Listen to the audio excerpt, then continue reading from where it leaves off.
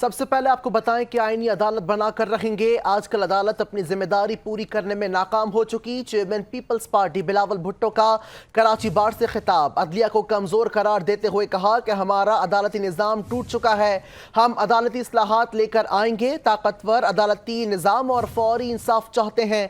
आईनी वफाकी अदालत ज़रूरी और मजबूरी है, जबकि आईनी वफाकी अदालत में तमाम सूबों की नुमाइंदगी होगी।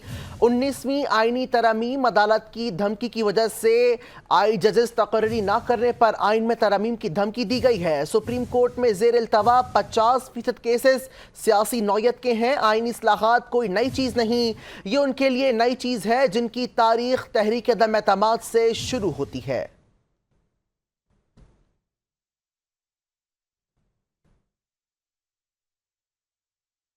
आमिराना दौर भी देखे हैं। हमने देखा है कि कैसे आपका खून पसीने और मेहनत, आपका 3/3 कंसेंसस के पास या तकरीबन मुकम्मल कंसेंसस के पास किया गया 1973 की आइन एक आंख की लर्जिश से और एक खून की जंबिश से उड़ा दिया जाता है। हमने देखा कि किस तरीके से हमारा ऑनरेबल जज साहिबान आमिर को ये काम करने देता है। 10-10 साल, 11-11 साल वो जमहूरियत ही भूल जाते हैं, आइन भूल जाते हैं, कानून भूल जाते हैं और सारा इख्तियार एक आमिर को दिया जाता है। हमने जमहूरियत की बहाली के लिए नस्लों कर कुर्बानियां दी ताकि अवाम का ताकत चले, अवाम की मर्जी चले कि अगर आप फैसला करें तो आप ऐसे नुमाइंदे भेजेंगे अपना पार्लियामान में कि आपकी मर्जी का कानून